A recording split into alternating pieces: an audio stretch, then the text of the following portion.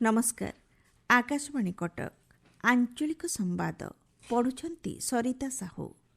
मुख्य संवाद विकसित भारत रोजगार एवं आजीविका मिशन पई ग्यारंटी अभियान ग्रामीण 2025 बिल को राष्ट्रपति अनुमोदन। कोरापुट महोत्सव परब रे आज जोग देबे मुख्यमंत्री।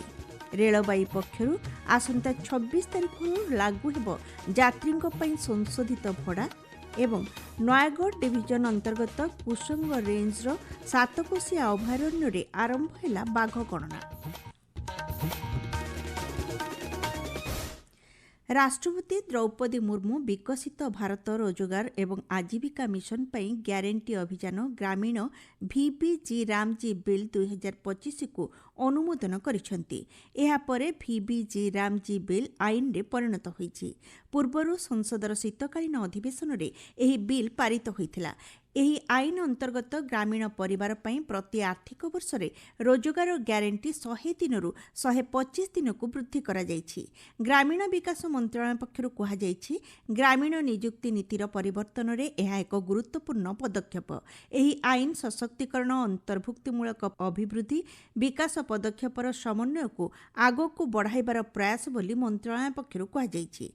महात्मा गांधी जातीय ग्रामीण नियुक्ति ग्यारंटी आईन मनरेगा 2005 बदल वर्तमान विकसित भारत जी रामजी आईन कार्य करिबो। केन्द्रमंत्री शिवराज सिंह चौहान कहिसंती मनरेगार परवर्ती पदक्षेप हेउछि विकसित भारत जी रामजी। सामाजिक गणमाध्यम पोस्टरे मंत्री कहिसंती ग्रामीण परिवार वयस्क सदस्यों को पूर्व योजना अनुसार 100 दिनर मजूरी नियुक्ति मिलुथिबा बेले एही आईन द्वारा एहाकू 125 दिन को वृद्धि करा जायछि। एथिरे काम आवंटन न हेले बेकारी भत्ता एवं मजूरी विलंब हेले अतिरिक्त परिमाणर व्यवस्था मध्य रहिछि बोली श्री चौहान कहिसंती। चाष कार्य समय असुविधार सम्मुखीन होता चाषी एथिरे व्यवस्था रही। बिल पाई 1,51,000 कोटी टंकार अधिक प्रस्ताव दि जाइछि। पंचायत सचिव नियुक्ति सहायक एवं वैषयिक कर्मचारी मानकु समयोचित और पर्याप्त दरमा प्रदान करने बिल प्रशासनिक खर्च 6% रु 9% पर्यंत वर्धित अंश रही बोली श्री चौहान सूचना दैछंती। विकसित भारत जी रामजी योजना मनरेगा के आगे का कदम है। 100 दिन की नहीं, अब 125 दिन काम की गारंटी है और काम नहीं तो बेरोजगारी भत्ते के प्रावधान को और सशक्त बनाया गया है। मजदूरी अगर देर से मिली तो अतिरिक्त राशि देने का प्रावधान है। एक विशाल धनराशि जो प्रस्तावित इसी साल है वह 1,51,282 करोड़ रुपए से भी ज्यादा। श्री चौहान कहते यह जल संरक्षण ग्राम भित्तिभूमि जीविका निर्वाह एवं प्राकृतिक विपर्ययर सुरक्षा पई कार्य हाथ को नहीं ग्रामीण विकास रे सहायक हेब। ग्रामीण लोकों को आत्मनिर्भरशील करने सह दारिद्र्य मुक्त करिब। विकसित भारत निर्माण पई विकसित ग्रामगुड़िकर संकल्प को एही अभियान पूरण करिबारे सहायक हेब बोली केन्द्रमंत्री कहिसंती। मुख्यमंत्री मोहन चरण माझी आज कोरापुट लोक महोत्सव परब रे जोग देबे। मुख्यमंत्री विशाखापट्टनम रो एक स्वतंत्र हेलिकॉप्टर जोगे कोरापुट बीएसएफ हेलीपैड रे अवतरण करिसंती। स्थानीय सर्किट हाउस रे सरकारी अधिकारी और जनप्रतिनिधिक सह जिल्ला रे विभिन्न विकासमूलक कार्यक्रम नहीं आलोचना करुछंती। राति 8 रे श्री माझी परब पड़िया रे आयोजित सांस्कृतिक कार्यक्रम रे जोग देबा सह पल्लीश्री मेला परिदर्शन करिबे बोली आम संवाददाता जणाइछंती। मुख्यमंत्री दिनिकिया गस्त को दृष्टि रखी जिला प्रशासन पक्षरु सुरक्षा व्यवस्था कड़ाकड़ी करा जायछि। गत 18 तारिखरु आरंभ होइतिबा परब महोत्सव आसंता काली उद्यापित हेबो। सीमा सुरक्षा बल बीएसएफ रे कन्स्टेबल नियुक्ति पई पूर्वतन अग्निवीरଙ୍କ कोटा को 50% को वृद्धि करा जायछि। पूर्वरु यह 10% रहिथिला। स्वराष्ट्र मंत्रालय पक्षरु प्रकाशित विज्ञप्ति अनुसार प्रथम ब्याच पूर्वतन अग्निवीरଙ୍କ पई सर्वोच्च वयस सीमा 5 वर्ष एवं परवर्ती अग्निवीरଙ୍କ पई 3 वर्ष कोहल करा जायछि। पूर्वतन अग्निवीरଙ୍କ पई शारीरिक मानदंड एवं दक्षता परीक्षा हेबो नाही बोली विज्ञप्ति रे कहा जायछि। सीमा सुरक्षा बाहिनी अणगेजेटेड साधारण ड्यूटी कैडर नियुक्ति नियम 2015 रे एथिपाई आवश्यक संशोधन करा जायछि। आपण माने आंचलिक संवाद सुनछंती आकाशवाणी कटक केन्द्ररो। ରେଳବାଇ ପକ୍ଷରୁ ଯାତ୍ରୀ ଭଡ଼ା ସଂଶୋଧନ ନେଇ ନିଷ୍ପତ୍ତି ଗ୍ରହଣ କରାଯାଇଛି।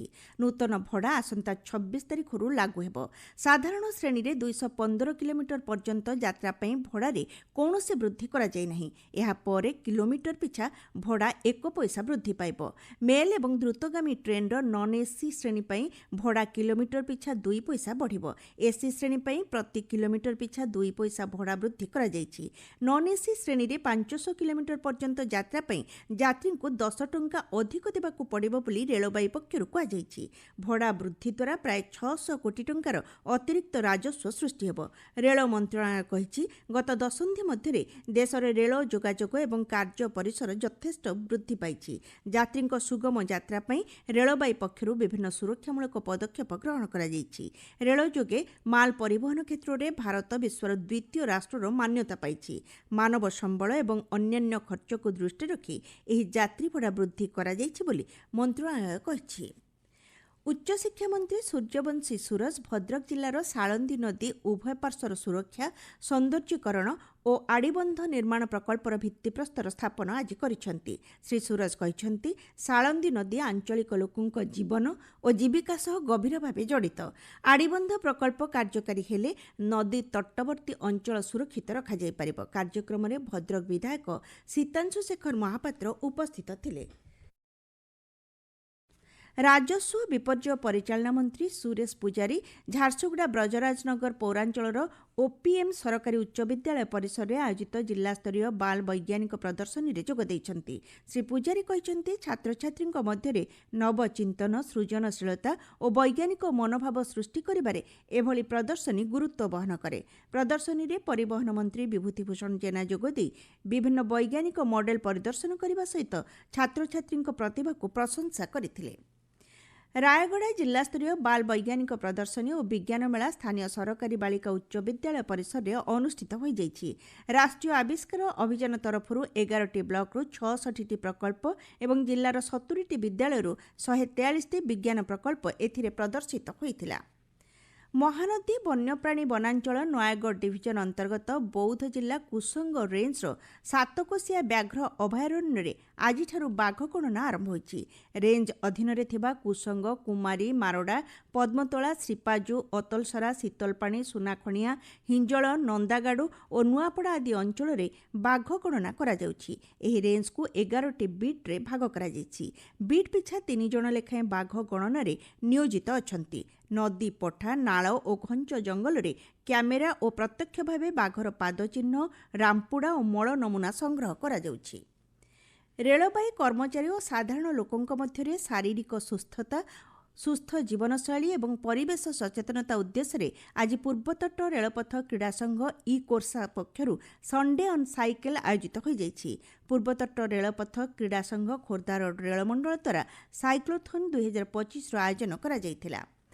ମାଲକାନଗିରି ପିଏମ୍ସି ସରକାରୀ ନୋଡାଲ ହାଇସ୍କୁଲର ସୁବର୍ଣ୍ଣ ଜୟନ୍ତୀ ଉତ୍ସବ ଆଜି ପାଳିତ ହୋଇଯାଇଛି। କାର୍ଯ୍ୟକ୍ରମରେ ଅତିରିକ୍ତ ଜିଲ୍ଲାପାଳ ସୋମନାଥ ପ୍ରଧାନ ଯୋଗଦେଇ ସମୟର ସଦୁପଯୋଗ କରି ଜୀବନରେ ଅଗ୍ରସର ହେବାକୁ ଛାତ୍ରଛାତ୍ରୀଙ୍କୁ ପରାମର୍ଶ ଦେଇଥିଲେ। ଏହି ଅବସରରେ ଶିକ୍ଷାରେ ସଶକ୍ତିକରଣ ବିଷୟକୁ ନେଇ ଏକ ନାଟକ ମଞ୍ଚସ୍ଥ କରାଯାଇଥିଲା। ଓଡ଼ିଶା ମାଧ୍ୟମିକ ସ୍କୁଲ ଶିକ୍ଷକ ସଂଘ ବୌଦ୍ଧ ଜିଲ୍ଲା ସଂଗଠନ ତରଫରୁ ଜିଲ୍ଲାସ୍ତରୀୟ ଶିଶୁମେଳା ଲୁଣିବାହାଲଠାରେ ଆୟୋଜିତ ହୋଇଯାଇଛି। ଜିଲ୍ଲାର ବିଭିନ୍ନ ଉଚ୍ଚ ବିଦ୍ୟାଳୟରୁ 100ରୁ ଊର୍ଦ୍ଧ୍ୱ ପ୍ରତିଯୋଗୀ ଅଂଶଗ୍ରହଣ କରିଥିଲେ। 10ଟି ବିଭାଗରେ ଆୟୋଜିତ ପ୍ରତିଯୋଗିତାର ଶ୍ରେଷ୍ଠ ପ୍ରତିଯୋଗୀଙ୍କୁ ରାଜ୍ୟସ୍ତରୀୟ ପ୍ରତିଯୋଗିତାରେ ଭାଗ ନେବା ପାଇଁ ସୁଯୋଗ ମିଳିବ। ନବରଙ୍ଗପୁର ମିନି ଷ୍ଟାଡିୟମରେ ସାଂସଦ ଖେଳ ମହୋତ୍ସବ ଆଜିଠାରୁ ଆରମ୍ଭ ହୋଇଛି। ସାଂସଦ ବଳଭଦ୍ର ମାଝୀ ଏହି ଉତ୍ସବର ଉଦ୍ଘାଟନ କରି ଶାରୀରିକ ଏବଂ ମାନସିକ ସୁସ୍ଥତା ପାଇଁ କ୍ରୀଡ଼ାର ମହତ୍ତ୍ୱ ରହିଛି ବୋଲି କହିଥିଲେ।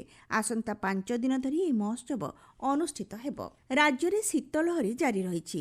ଭୁବନେଶ୍ୱର ଆଞ୍ଚଳିକ ପାଣିପାଗ ବିଜ୍ଞାନ କେନ୍ଦ୍ରର ସୂଚନା ଅନୁସାରେ ଆସନ୍ତା 24 ଘଣ୍ଟା ମଧ୍ୟରେ ଘନ କୁହୁଡ଼ି ହେବା ନେଇ ସୁନ୍ଦରଗଡ଼, ଝାରସୁଗୁଡ଼ା, କେନ୍ଦୁଝର ଓ କନ୍ଧମାଳ ଜିଲ୍ଲାକୁ ସତର୍କ ସୂଚନା ଜାରି କରାଯାଇଛି। ଆଗାମୀ 7 ଦିନ ମଧ୍ୟରେ ସର୍ବନିମ୍ନ ତାପମାତ୍ରାରେ କୌଣସି ବଡ଼ ପରିବର୍ତ୍ତନ ହେବାର ସମ୍ଭାବନା ନଥିବା ପାଣିପାଗ କେନ୍ଦ୍ର ପକ୍ଷରୁ କୁହାଯାଇଛି। ମୁଖ୍ୟ ସମ୍ବାଦ ପୁଣିଥରେ। ବିକଶିତ ଭାରତ ରୋଜଗାର ଏବଂ ଆଜୀବିକା ମିଶନ ପାଇଁ ଗ୍ୟାରେଣ୍ଟି ଅଭିଯାନ ଗ୍ରାମୀଣ 2025 ବିଲ୍କୁ ରାଷ୍ଟ୍ରପତିଙ୍କ ଅନୁମୋଦନ। କୋରାପୁଟ ମହୋତ୍ସବ ପରବରେ ଆଜି ଯୋଗଦେବେ ମୁଖ୍ୟମନ୍ତ୍ରୀ। रेलबाई पक्षरु आसंता 26 तारिखରୁ लागू ହେବ ଯାତ୍ରୀଙ୍କ ପାଇଁ ସଂଶୋଧିତ ଭଡ଼ା ଏବଂ ନୟାଗଡ଼ ଡିଭିଜନ ଅନ୍ତର୍ଗତ କୁସଙ୍ଗ ରେଞ୍ଜର ସାତକୋଶିଆ ଅଭୟାରଣ୍ୟରେ ଆରମ୍ଭ ହେଲା ବାଘ ଗଣନା। ଆଞ୍ଚଳିକ ସମ୍ବାଦ ଆଜି ପାଇଁ ଏତିକିରେ ଶେଷ ହେଲା।